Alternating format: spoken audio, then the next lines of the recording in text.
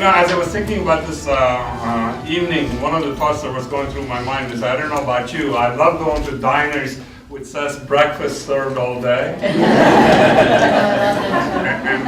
and somehow, it's something that I look forward to. So we're having our business breakfast in the evening, and so isn't that a nice thing to do?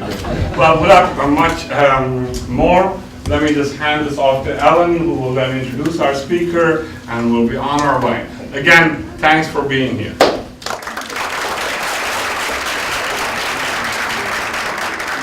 Welcome. It's great to close our season, the final business breakfast, with a full house. It's terrific. I'm so glad to see you all here. And I want to extend my sincere thanks to Jane Staunton and BNY Mellon Wealth Management for their generous sponsorship of Concordia's Business Breakfast Series.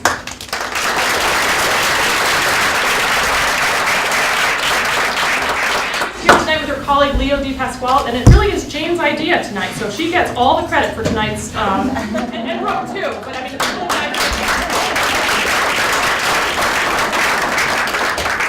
And of course, for all the friends of Concordia in the audience, I thank you. Your support makes all the difference and helps with these programs as well. And we've just sent out our spring solicitation, so I hope if you're not a friend already, you will join us. And now, I'd like to borrow from the great philosopher and foodie, Winnie the Pooh. When you wake up in the morning, Pooh, said Piglet at last, what's the first thing you say to yourself? What's for breakfast, said Pooh. What do you say, Piglet? I say, I wonder what's going to happen exciting today, said Piglet. Pooh nodded thoughtfully. It's the same thing, he said. And as Gigi said, we're enjoying a particularly late breakfast, and our guest speaker is certainly cause for excitement. I'm delighted to welcome a loyal Concordia friend and a former Bronxville resident, Brooke Johnson, back to the college. Named president of the Food Network in 2004, Brooke Johnson was elevated to the head of the food category for Scripps Networks Interactive in 2010. She oversees the day-to-day operations for Food Network, Cooking Channel, FoodNetwork.com, CookingChannelTV.com, Food.com, and Food2.com, as well as the business development, licensing, and merchandising arm of the category. Under her leadership, Food Network is now viewed in more than 90 million households worldwide. Prior to joining Food Network, Brooke served as Executive Vice President and General Manager of A&E Network, where she was responsible for the vision, strategic direction, and management of the network. Under her direction, the network tripled its ratings and became a top 10 network in both ratings and brand awareness. Responsible for the successful launch of History Channel, Biography Channel, and 16 overseas channels, it was Brooke who proposed the original concept for the History Channel and crafted its programming strategy, resulting in the most successful new network launch in the mid-90s. Before moving to A&E, Brooke was program director for WABC TV in New York, where she launched Live with Regis and Kathy Lee into local and later national syndication. It's amazing, it really is. Among her numerous awards and honors, she has been recognized as one of the most powerful women in cable and named one of America's top 50 most powerful people in food, as well as WICT's 2010 Woman of the Year, for her talents and contributions to the cable industry. She's a graduate of Northwestern University, the Medill School of Journalism, and the Advanced Executive Program at the Kellogg School of Business. Please join me in welcoming Brooke Johnson. Thank you very much.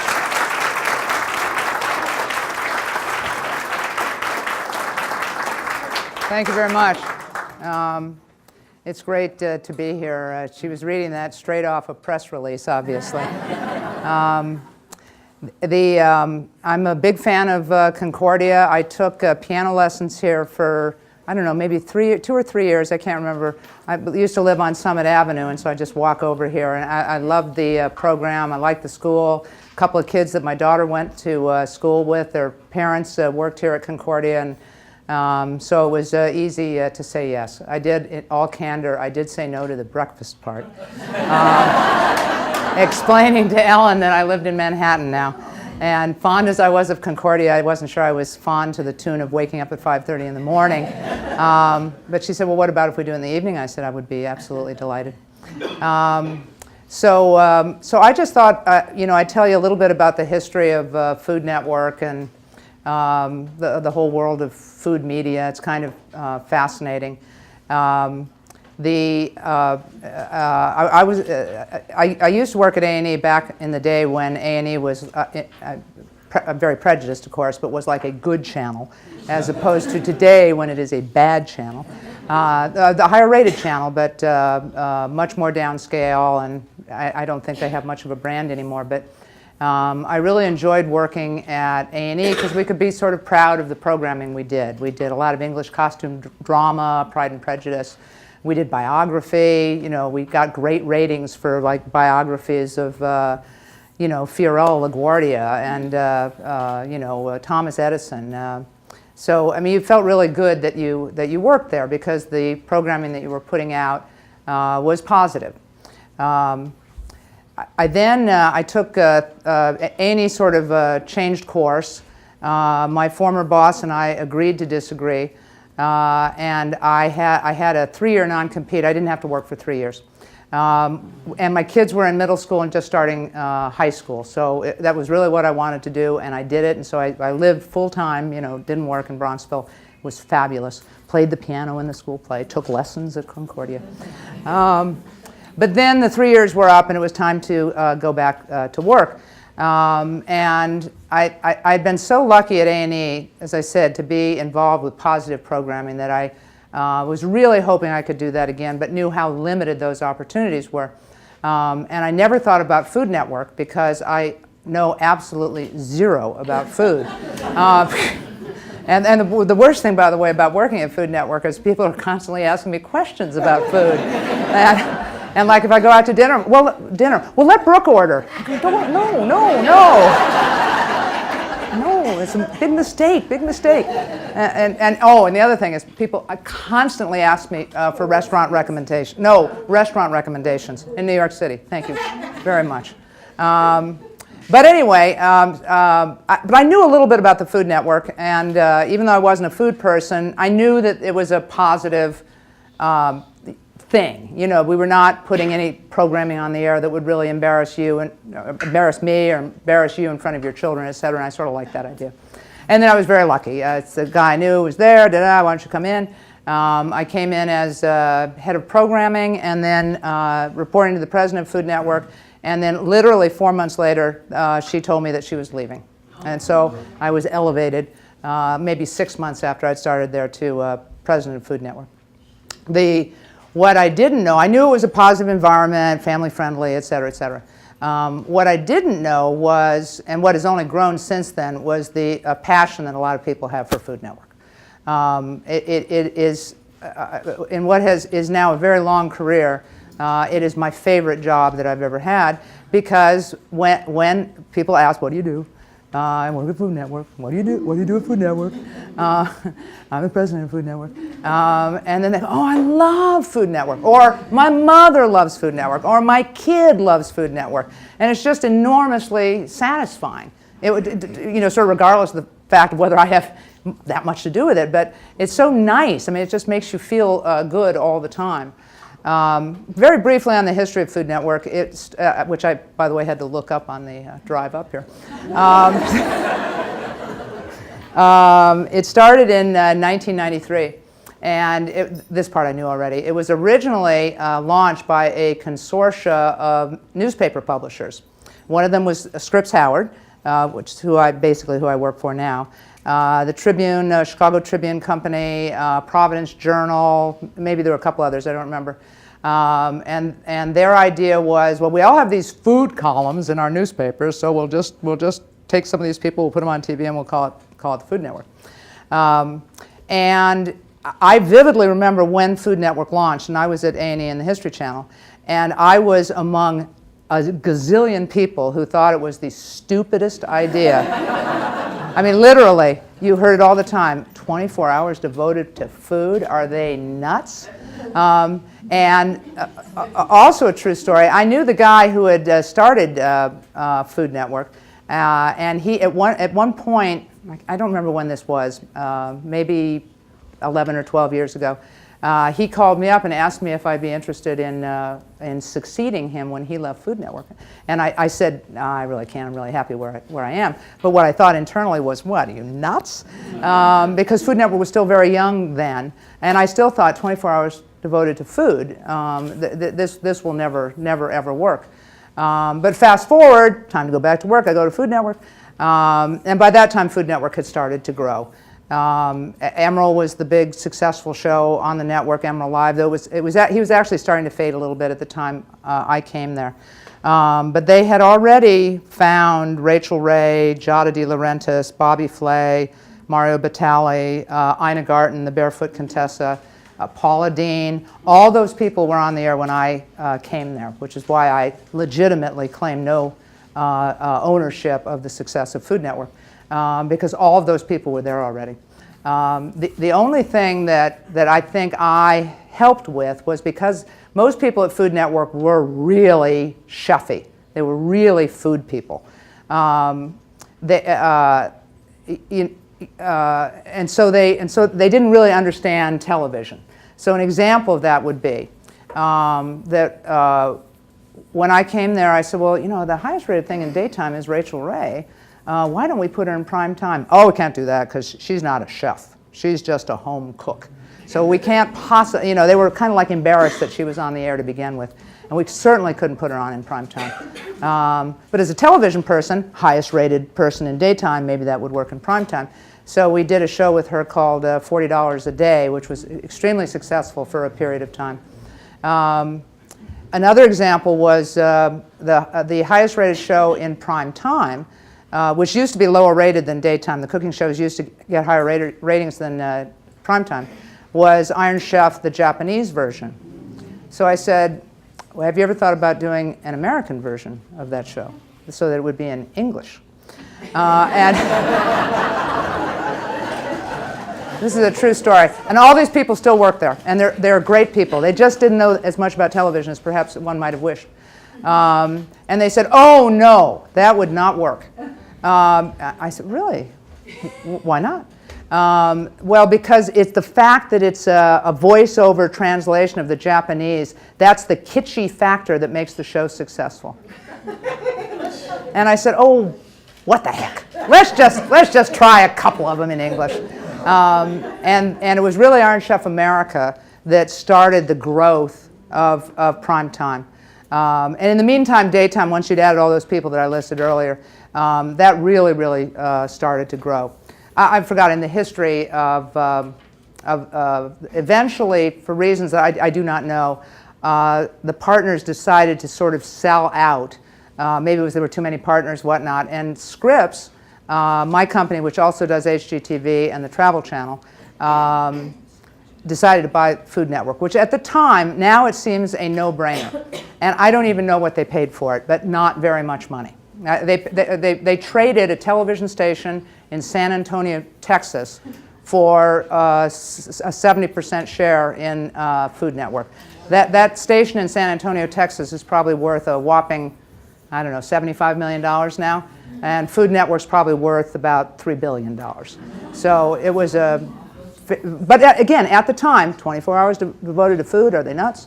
So it was kind of a bold, and it was a bold thing, and no one knew sort of the issues that newspapers were going to be running into, and even television stations, not as bad as newspapers, but still, television stations are not the fabulous businesses that they used to be. So Scripps brought a level of television professionalism, I would say, to Food Network, but at the same time, we did not lose the sort of passion for food. One thing that makes Food Network unique among television networks in general is that we really are experts in food I being the exception to that rule. But we have 30 chefs that work in Food Network kitchens, and obviously all of our on-air people, all of our on-air chefs are food experts. So we really do passionately care about food. We know about food. And I think that makes all the difference. As I always say, there are no historians at the History Channel. Even when the History Channel was doing history, there were no historians there. But can you detect the tinge of bitterness? But we are expert in what we do, and I think it sort of shines through. And I think that is one of the reasons that Food Network has grown so much and why it's become it has become so popular. When I joined the Food Network, there were three things I really liked about it. One, I liked the company. Scripps it's a very, very pleasant company. They have a very respectful, polite, kind culture, which is a joy to be in. Two, I liked the first do no harm. I've forgotten in the third thing that I liked about Food Network and the whole point I was going to make. Well, it'll come back to me. I hate it when that happens. Was it the food? Was it? Well, no. By the way, that's the bad thing about Food Network. I and everyone who works there gains 20 pounds like that because there's food all over the place. You can't get away from it. People send it to you. A very nice woman in Bronxville, who I bet is not here tonight, whose name I don't remember. No. I mean, I didn't know her. But she sent me a note saying, I really like Food Network. Would you ever consider having me on Food Network? And she sent me the best chocolate-covered macaroons I have ever eaten in my entire life. And I got the programming department to seriously consider her, but for whatever reason, that wasn't the kind of thing we were looking for at that time. I remember what I was trying to say. The other thing I liked about Food Network was that when I was at A&E and the History Channel, partially was the culture. It was a fairly stressful place. There was a lot of, you screwed up, that was a mistake, why'd you put that show on the air, you spent too much money on it, blah, blah, blah, blah, blah. At Food Network, there was none of that. And a woman who worked there said to me, she said, Brooke, it's really hard to get stressed out when the broccoli episode doesn't work. So I just loved that.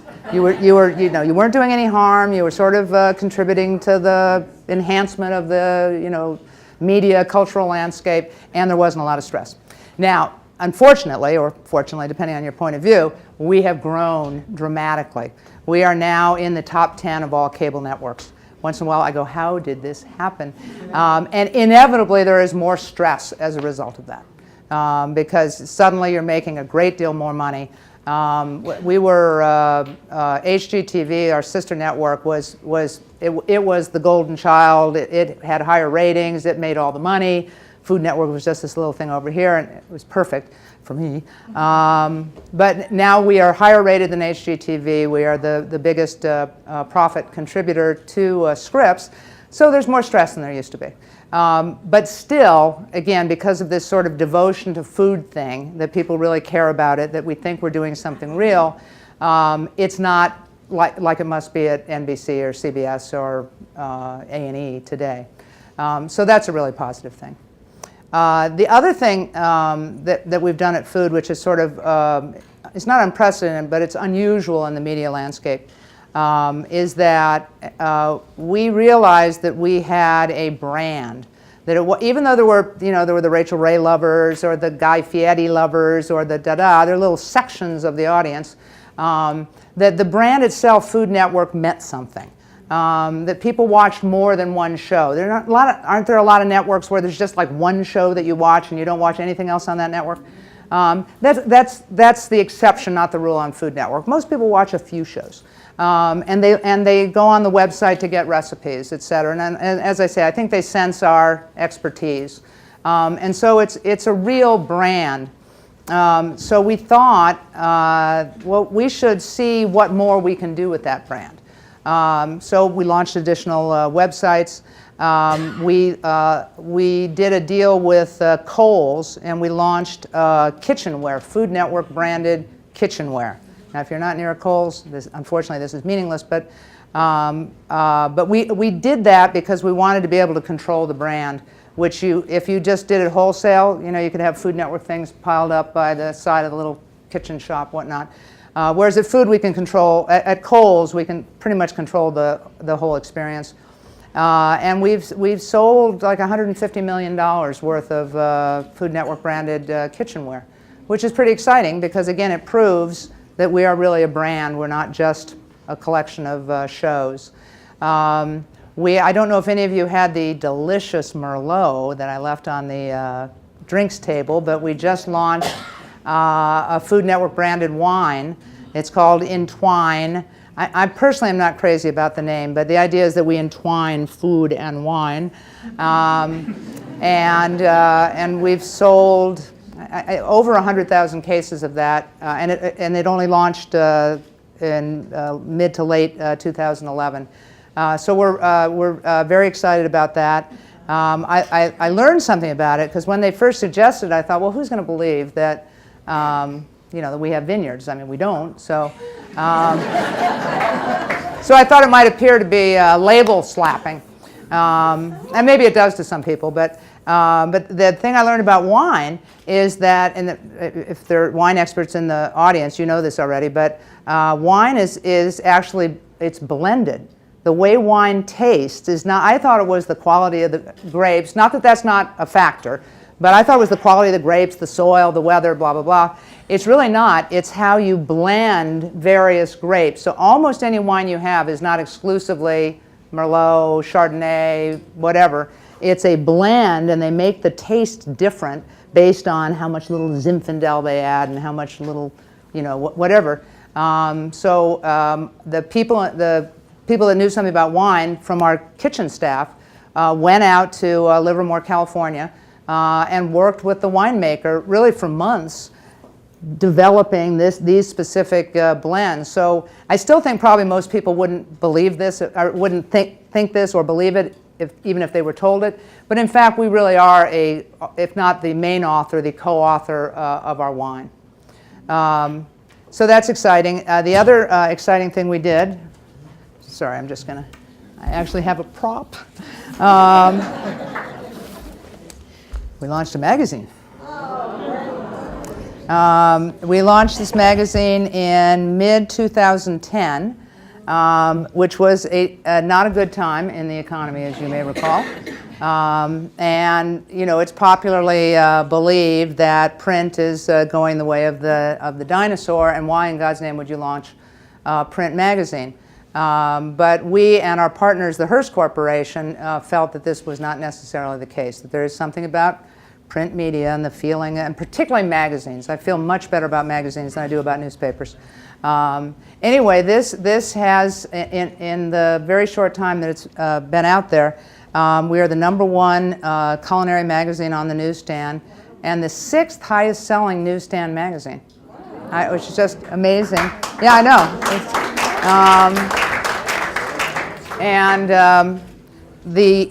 All of the food comes out of our kitchens. Hearst does all the pretty pictures and all the, they do some really brilliant things. This is the recipe index. It is the first time a culinary magazine ever had pictures of all the recipes, so that you can go to this, and if you're interested in whatever, sides, desserts, etc., you can just go right to the thing you want. And it's like really little clever things like that that I think really make our magazine sing. And we feel there's a lot more that we can do in this, whatever you want to call it, brand extension, new business arena. Retail would be some sort of retail is a possibility. We talk about restaurants. It's such a difficult business. I don't know whether we'll do that or not. But there are a lot of areas that we can go into. Probably the biggest new area that we are thinking about is in the digital arena. Digital is both a great opportunity and the bane of my existence at the same time, because it is so complicated. It's so much more work than television, I can't even tell you. But I think there are opportunities there, particularly in digital publishing. Focus group of one, I got an iPad. And I now pretty much read all books on my iPad. And we had an interesting learning. Apple will tell you very little about who they sell your stuff to. They're very difficult that way. But we know how much time people spend. So, for example, we have an app that really is just a better way to access our website, access recipes. On our website, the average time that an individual spends on foodnetwork.com is somewhere 13, 15 minutes. On the iPad app, the average time is 56 minutes. So that says to us that people are cooking with it, because you're not going through recipes for an hour. But I think they're propping that thing up on their kitchen. Yeah, rather than printing it out, exactly. It's still a small world, so it's early days. The number of people that have iPads is still relatively small. But I think it's coming. And so I see lots of opportunity for Food Network to extend the brand in that environment. Whether it's cookbooks that we publish directly to iPads, whether it's magazines that we publish directly to iPads, tablets, what have you. So, I see an opportunity to disrupt traditional publishing. I learned this at my 4 weeks at business school.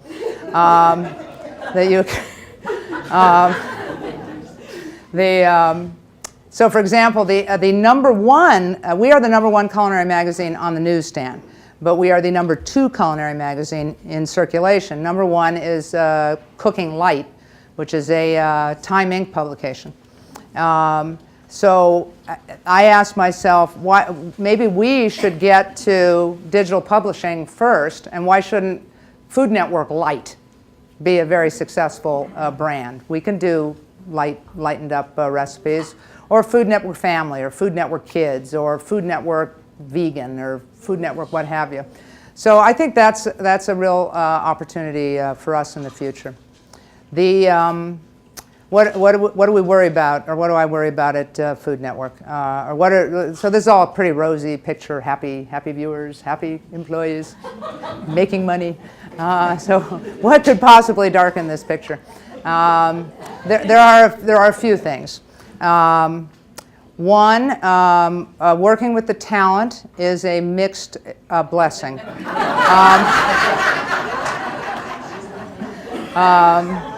And I say this all the time. Because I wasn't a food person, this came as a surprise to me. The food world is just a fabulous world, and chefs are just great people, because as a gross generality, they are gregarious, they like to eat, they like to drink, they like to feed people, they like people, so they're super fun to be around. Unfortunately, when they become stars, it requires a little more nurturing, and I, of course, would never, will not name names, of course, and these really are great people. But agents get involved, and there's a lot of rancor about, I don't make as much money as he does, and I'm going to walk, I'm going to go to Bravo, I'm going to go to wherever, I don't need this stuff, you don't treat me right, stop. So and mostly dealing with agents is just an incredible pain, and we have these long, very difficult negotiations, particularly when we want to extend the contract of someone who's become super popular. The second thing that is less interesting, but much more important, is that there's a lot of concern about the television landscape and digital. Our networks as we know them going to go away. Our 18-year-olds, or let's say 26 and under, are they never going to watch cable television? Are they going to watch everything, on their computer? And as you know, very soon you're going to be able to get what you can watch on your computer. You'll be able to watch on your television, because your televisions will be, you probably have them already, completely capable of accessing the internet.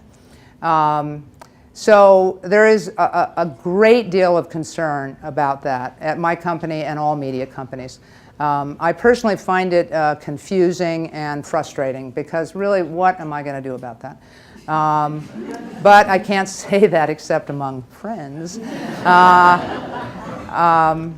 I actually remain fairly bullish about television. I talk to kids a lot, because I have kids of that age. And I always ask them, whether a group comes into Food Network, or I spoke at my alma mater last week at Northwestern, and I was talking to 150 kids, whatever it was, and I always ask kids, how many of you watch television on television? And inevitably, all the hands go up. Inevitably.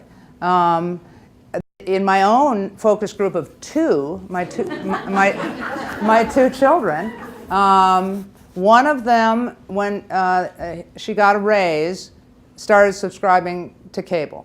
The one who has not gotten a raise does not subscribe to cable. So I think it's more of a money thing, that they can't afford cable.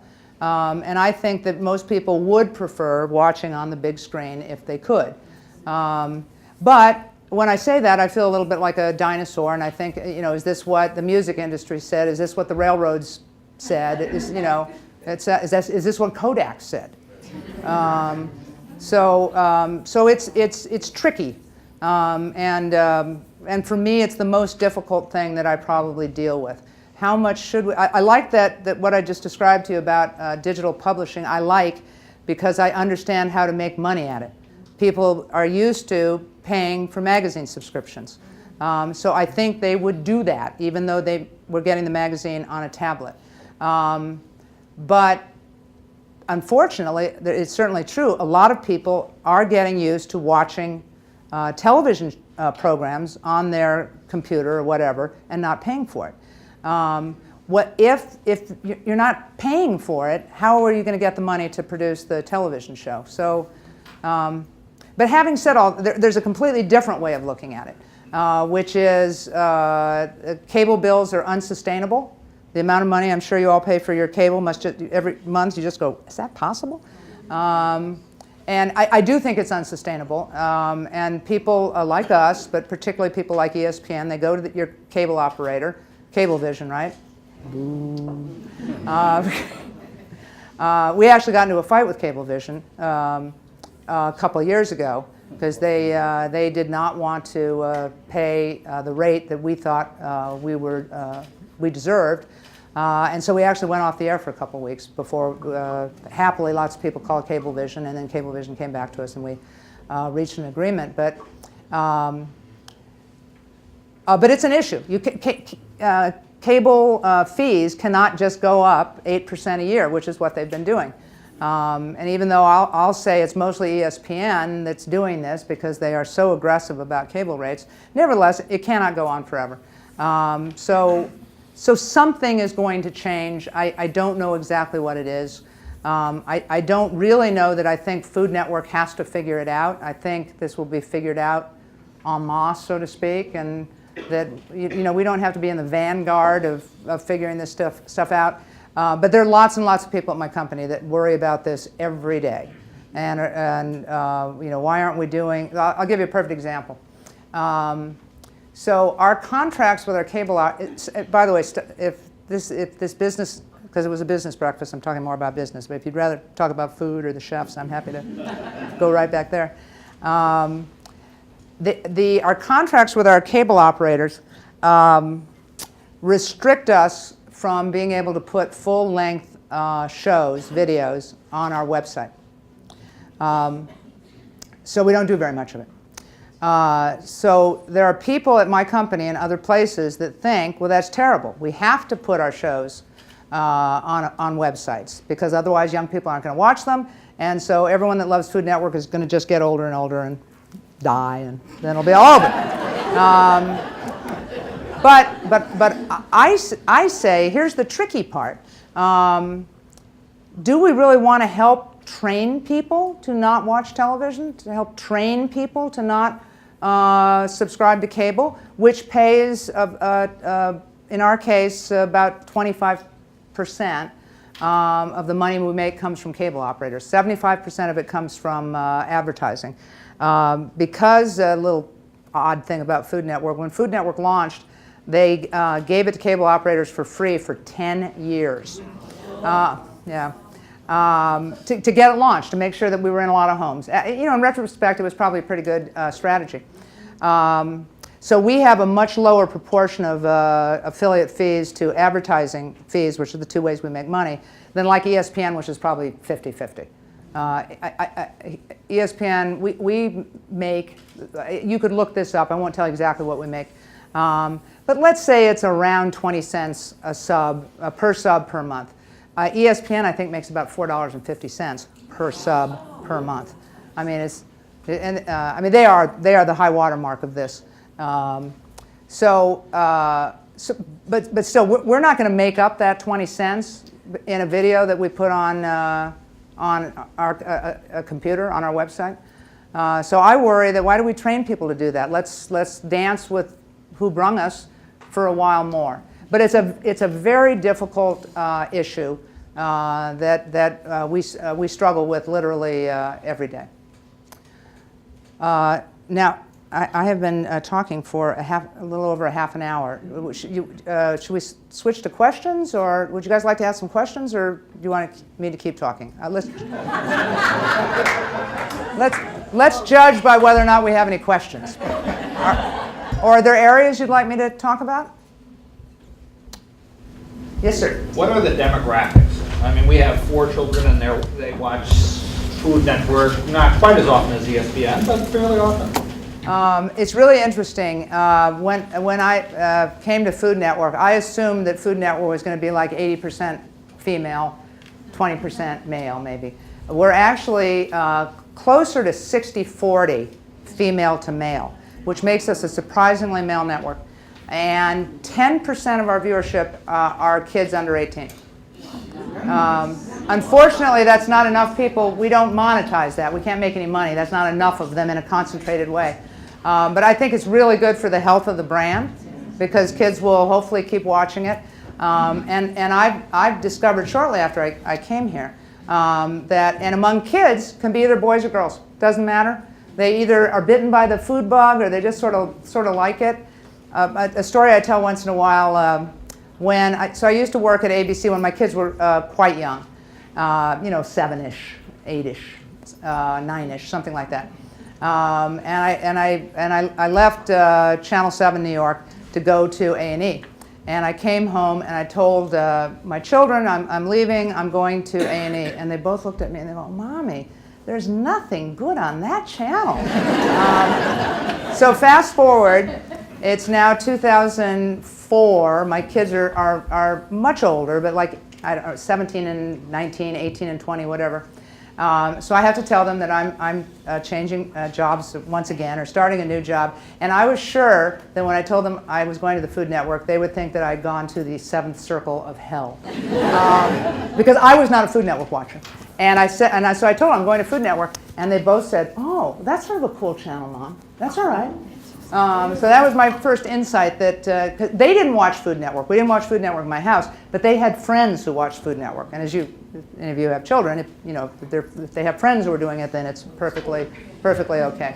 So that's the scoop. The other story I tell once in a while is when I first came to Food Network, men would come into my office, whatever, selling something or what have you, and they'd say, oh yeah, Food Network. My son actually watches Food Network. He plays sports too, though.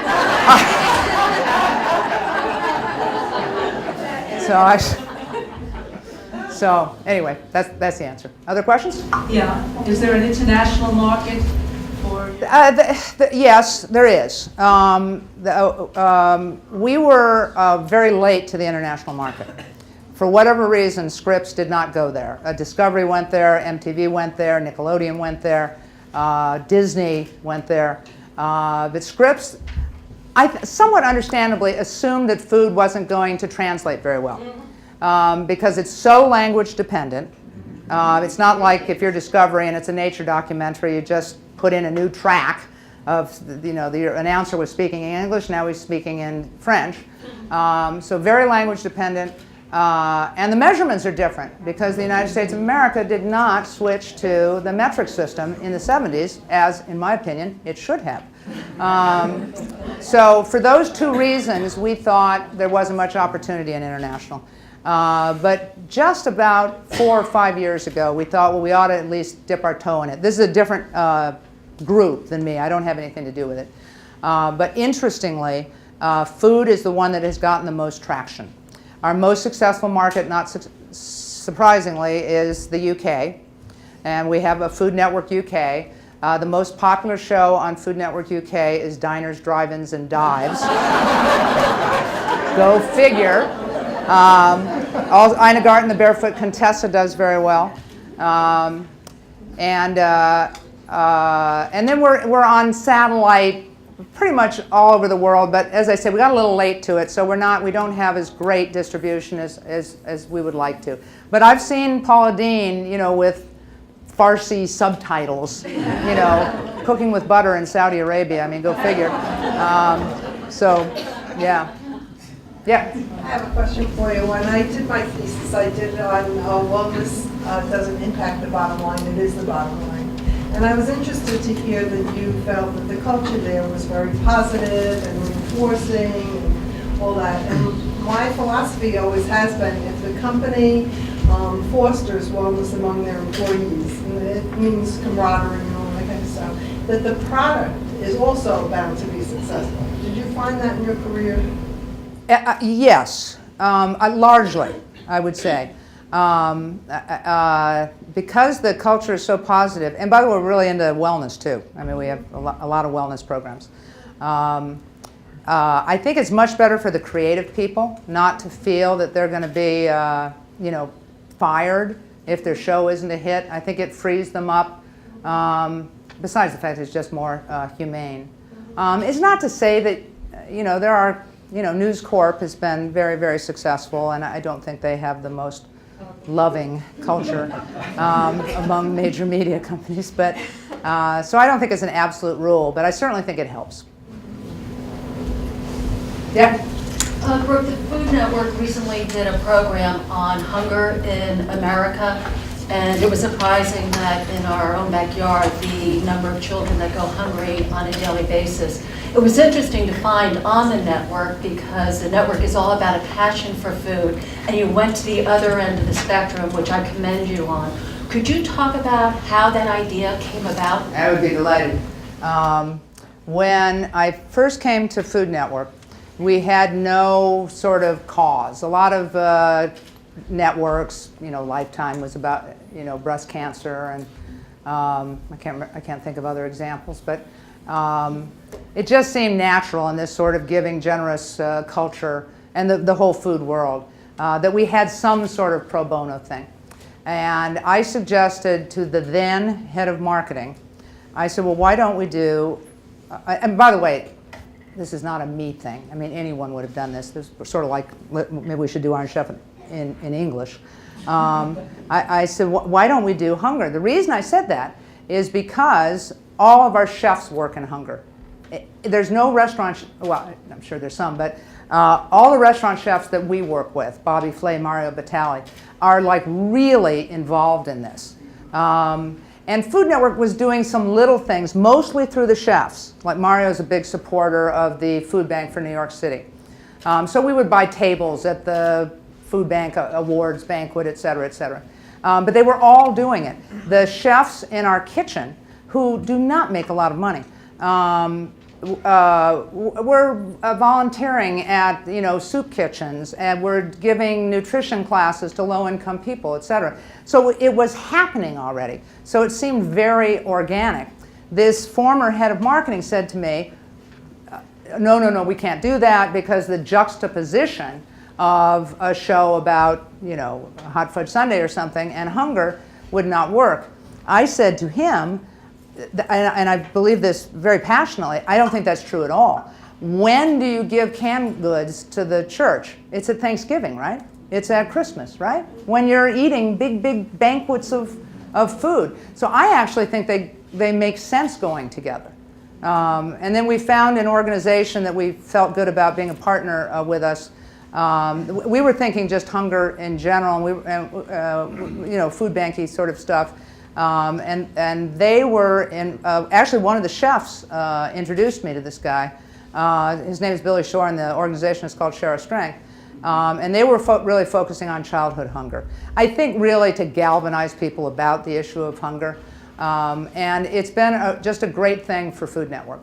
I always say this, at board meetings of this organization. We get way more out of it than I think they do. Because it galvanizes the employees. They're excited about it. For example, one of really the most thrilling moments since I've been at Food Network, we launched the New York City Wine and Food Festival. Hugely successful. 60,000 people. It was just a fantastic event. We do it every year now. But the great moment was when someone came into my office and said that we had raised $1.3 million from it, half of which we gave to the New York Food Bank and half of which we gave to Share Our Strength. Now, they provided all the volunteers, but et cetera. But so, that's like thrilling. And the hunger documentary, which we knew was not going to go through the roof ratings-wise, but it did okay. Did better than I thought it might have done. I think is really, really important. And the whole the sort of pitch is that there's enough money and enough programs to really make a dent in hunger, particularly childhood hunger. The real problem is that people don't understand the access to it, whether it be food stamps, now it's called SNAP, or breakfast provided at public schools, et cetera. So that's what we're doing, kind of trying to raise that awareness. We did another really great show, by the way. It was called, I can't remember, the Great American Waste Menu or something like that. We did it as a competition to try to drive viewers to it. And it was Bobby Flay and a chef named Mike Simon against Ann Burrell and a chef named Alex Garnaschelli. And their challenge was that they had to prepare a banquet for 100 people using only food that they didn't pay for, food that was going to be wasted. And it's unbelievable. I learned that 40% of food in this country is wasted, either because in the orchard, on the farm, it hasn't sold. And even a lot of what they did was that we have these sell-by dates. And I don't know the detail of this, but doesn't mean the food's not still good. So they just go knock on the doors of mostly at Chelsea Market, but they go to butchers. There's all this leftover meat that they just throw out. That's exactly right. Or they're odd-sized things or whatnot. So it's exciting when you can tie into stuff like that. Is the cooking channel a sister channel, or is it a competitor? It's a sister channel.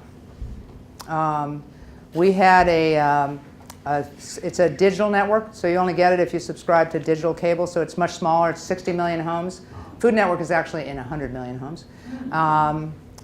We had this network called Fine Living, which I'm sure no one has ever watched, and that was part of its problem. And I won't even describe it to you, but it was a bad idea. Nobody watched it, and we knew we had to do something about it. And someone, not I, said, "Well, don't you think there's room for another Food Network?" Because the interest in food had grown so dramatically. We used to be the only people that did, except for PBS, that did food on television. And then as we became more and more and more successful, television programming being at its essence a copycat kind of deal, now it's everywhere. The broadcast networks have done it. Obviously, Bravo does it. Tons of people do it now.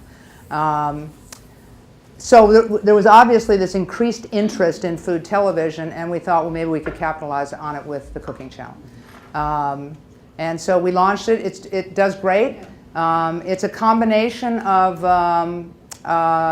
original programming. About a third of the schedule is original programming. A third of it is international acquisitions, and a third of it is off Food Network stuff. But it's fun, and the shows do very well in all three categories. So, for example, Two Fat Ladies, which is someone in this room must have heard of Two Fat Ladies. It was a cult English show, and one of the two fat ladies, I regret to tell you, died. So we can't do any more of them. But you know.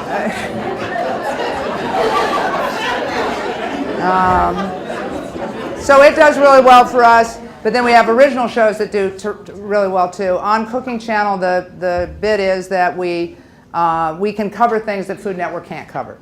So, for example, we do Indian food, we do Chinese food, because on Food Network has gotten so successful that we can't really afford to do a show that appeals to a hyper niche audience. But Cooking Channel can, because it's much smaller. The bar is set much lower. So it's been a very happy experience. The only odd little inside baseball thing is I wanted to call it Food Network 2, and my boss did not, and I lost that battle. I thought, why not just continue to build the Food Network brand as opposed to going to all the effort of launching a new brand? But he didn't like that idea, so. He's from the South. He said, Brooke, I just don't like 2 at the end of a network name.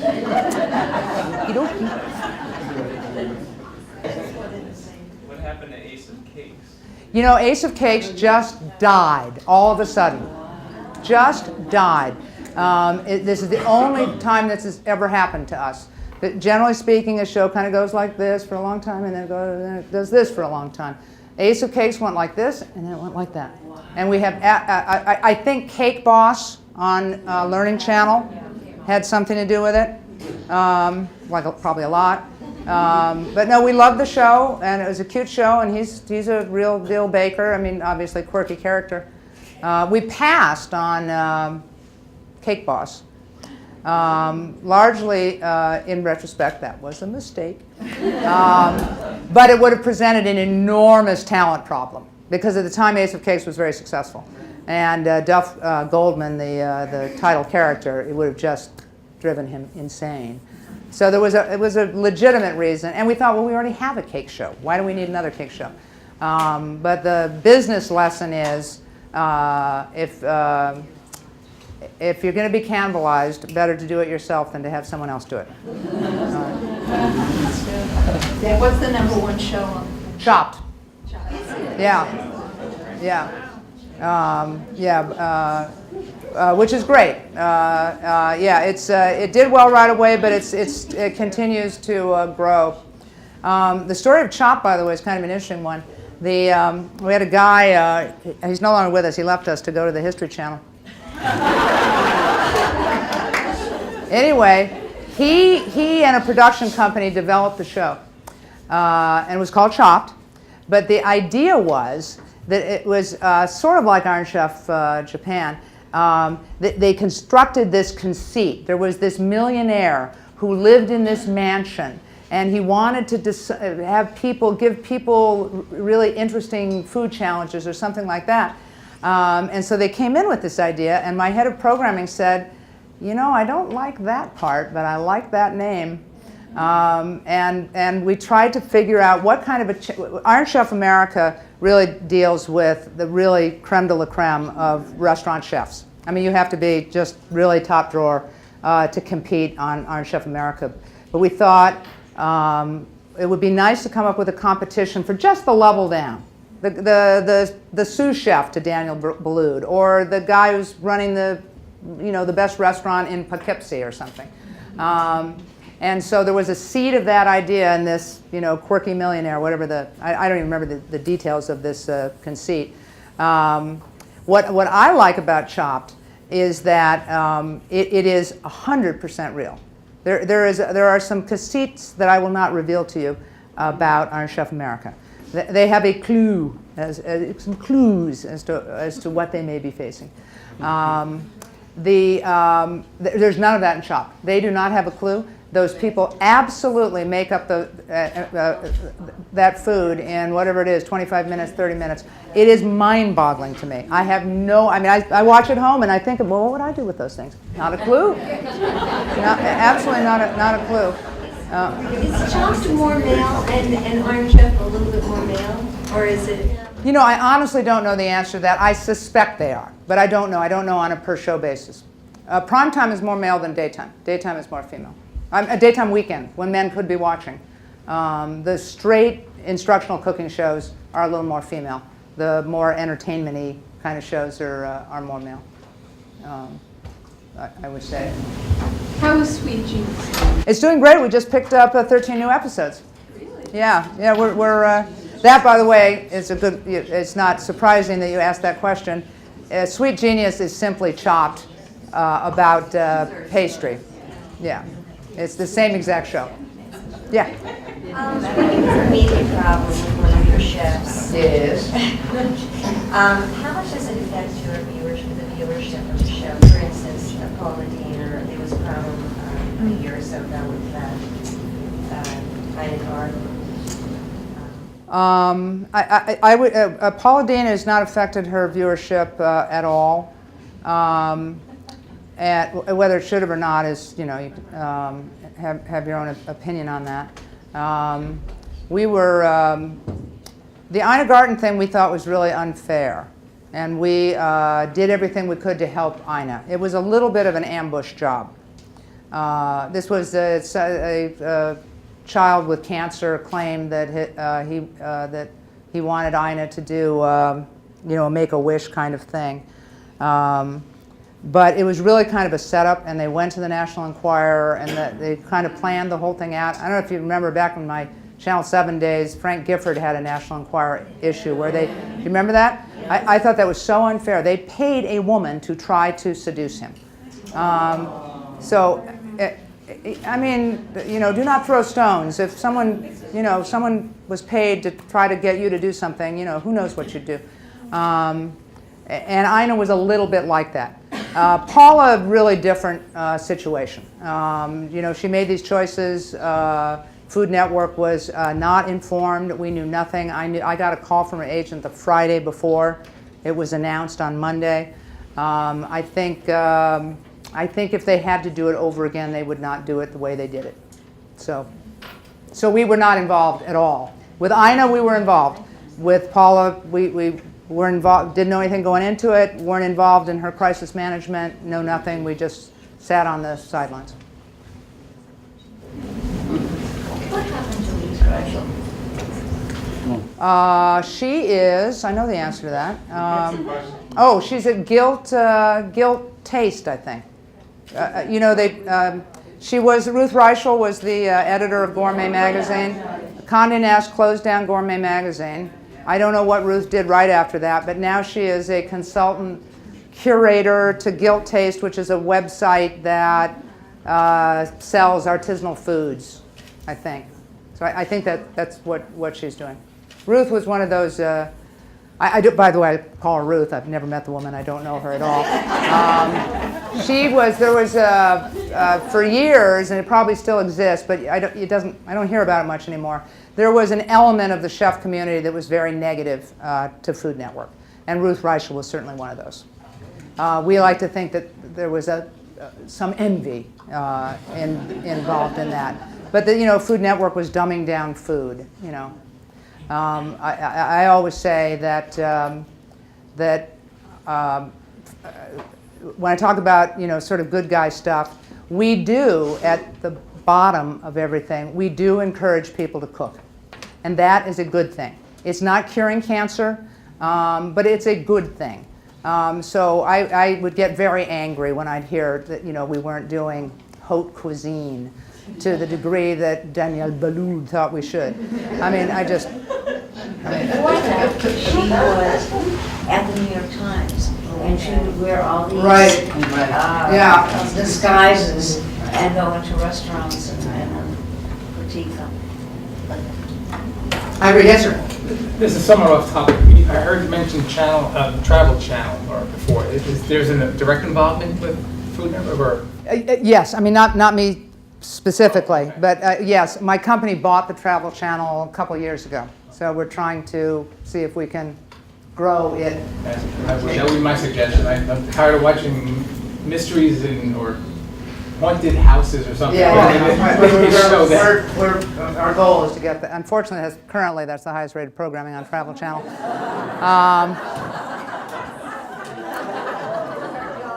But our goal is to get rid of that. You have to be judicious, but I think that's about it, right? I would suggest the Brooke Johnson show. Yeah, right. Thank you very much. Thank you very much. Pleasure.